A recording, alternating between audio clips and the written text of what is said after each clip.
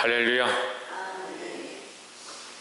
창세기 27장 말씀을 함께 나누겠습니다.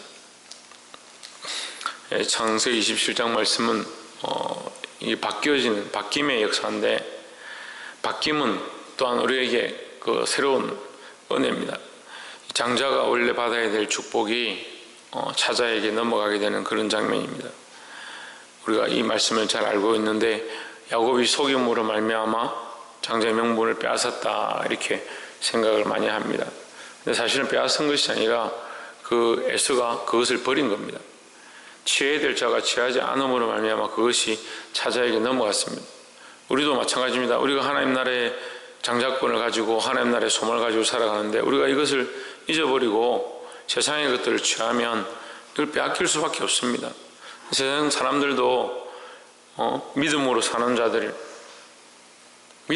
자들이 하나님 나라를 침노한다. 마찬가지 우리도 하나님 나라를 믿음으로 살아서 침노하는 자가 되어야 합니다. 더 귀한 자리, 더 존귀한 자리, 더 높은 자리를, 그래서 하나님께서 하늘 별과 같이 영원토록 빛나게 하실 그 축복을 받는 자들이 되어야지, 우리가 하나님 주신 축복이 당연히 있다라고 세상의 방탕한 것을 쫓아가다 보면 결국 하나님 약속하신 걸 잊어버릴 수밖에 없다. 하나님이 잊어버린 것이 아니고 사람이 잊어버리는 겁니다. 이 에서가 결국 장자의 명분을 받지 않은 것이 아니라 받았습니다. 근데 그 장자의 명분 자체를 경홀히 여기고 하나님 주신 이 명령을 잊어버리고 해쪽 속의 딸들을 취했습니다. 그가 행한 이 여러 가지 일들이 장자의 명분을 우습게 여긴 것과 또 그 해쪽 속의 딸들을 취하는 것, 그러한 모습들이 결국 하나님이 주신 그 장자의 명분, 우리가 하나님 나라의 그 백성으로 살아야 될 그 명분들을 우습게 여기는 것과 같은 모양이다. 결국 이 땅의 소망을 귀하게 여기고 하늘의 소망을 귀하게 여기지 아니하는 자들은 그걸 빼앗길 수 있다는 거죠. 정신을 차리고 믿음으로 살기를 바랍니다. 이제 이삭의 나이가 많아서 죽을 날이 가까우니까 이 아들 에스를 불러서 네가 짐승을 사냥해서 네 활을 들고 나가서 사냥해서 좋은 것을 요리해가지고 내게 가지고 오면 내가 너에게 마지막 축복하고 내가 눈을 감겠다, 이제 그렇게 얘기를 합니다. 근데 그 얘기를 리브가가 뒤에서 듣습니다. 듣고 야곱을 불러가지고 에스의 옷을 입히고 그 키우는 염소를 가져오면 자기가 요리를 해가지고 이삭에게 가져가서 몸에 이제 그 틀을 깎아서 이제 몸에다 붙이고 목들매다 이렇게 붙여가지고 이삭을 속이죠. 우리는 속여서라도 천국에 가는 게 귀한 것이지, 이 땅에 이 땅의 것들을 우리가 바라보고 이 땅을 얻기 위해서 속이는 게 아니고, 우리가 정말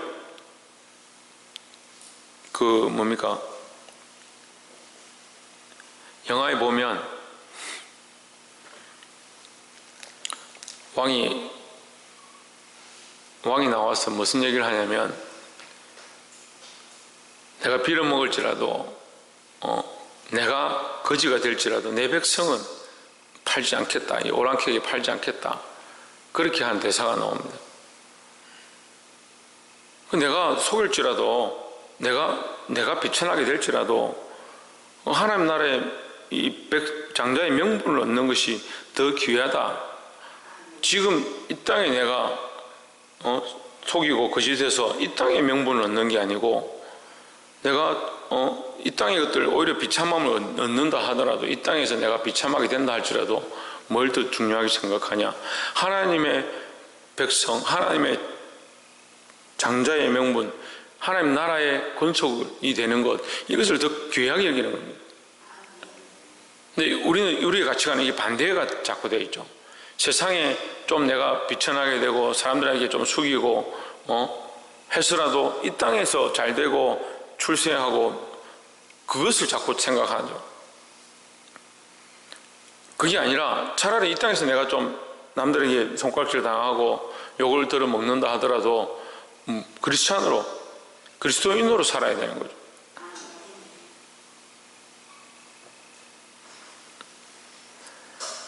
가지고 오니까 이제 이삭이 3번 정도 의심을 합니다. 네가 진짜 에서냐? 목소리는 아닌데 몸은 털이 났구나 이렇게 하면서 마지막에 이제 그 옷에 향취를 맡고 그에게 축복합니다. 리브가가 계획을 잘 짰죠.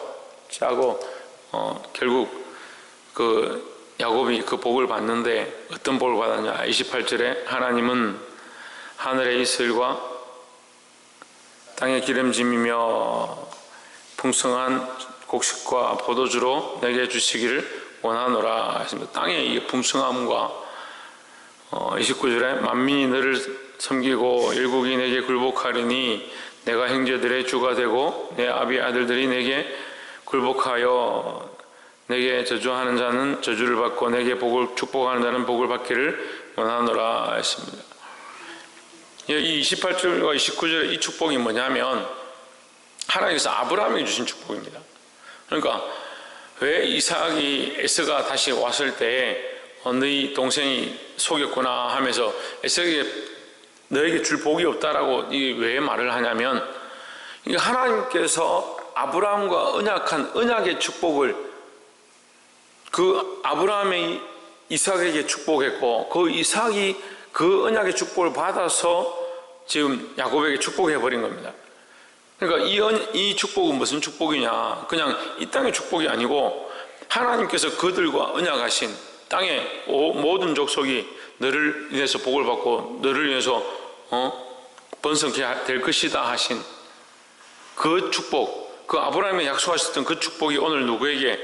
이 야곱에게 주어져 버린 겁니다.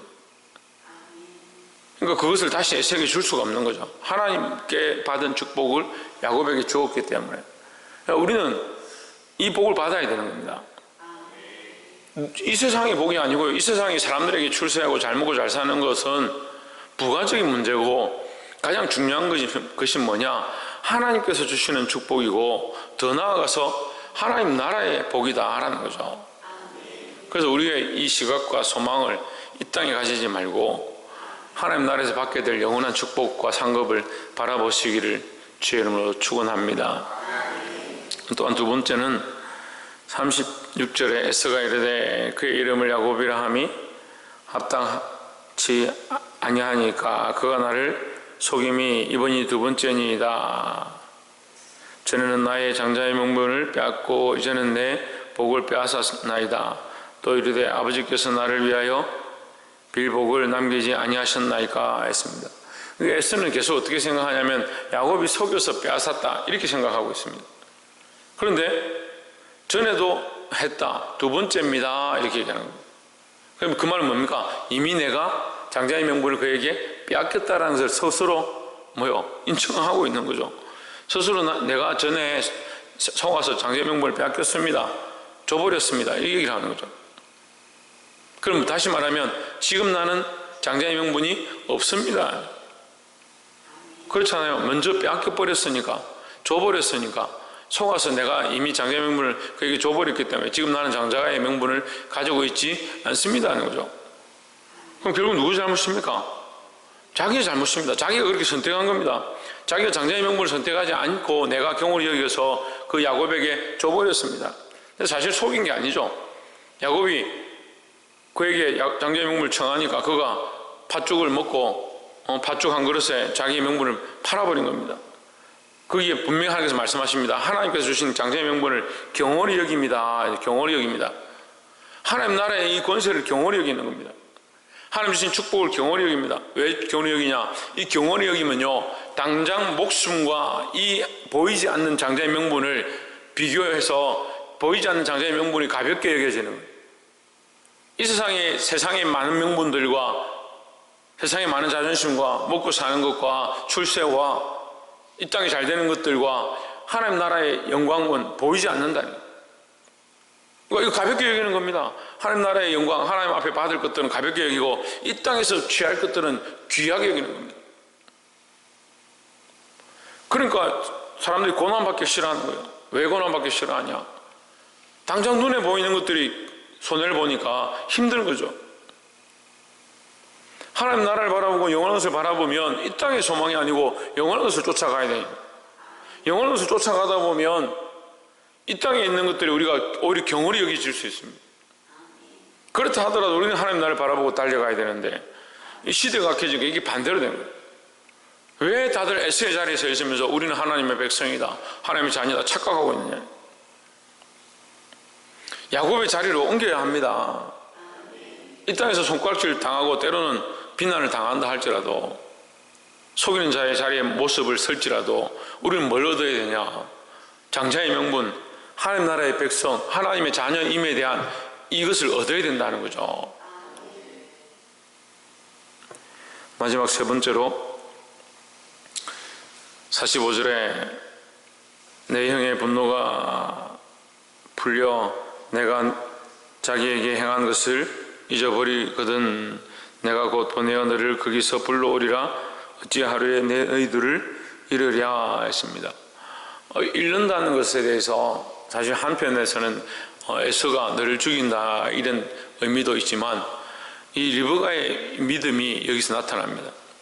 46절에 리브가가 이삭에게 이르되 내가 헷 사람의 딸들을 인하여 나의 생명을 싫어하거든 야곱이 만일 내 이 땅의 딸들 곧 그들과 같은 헷 사람의 딸들 중에서 아내를 취하면 나의 생명이 내게 무슨 재미가 있으리까 했습니다. 자, 리브가의 이 생각이죠.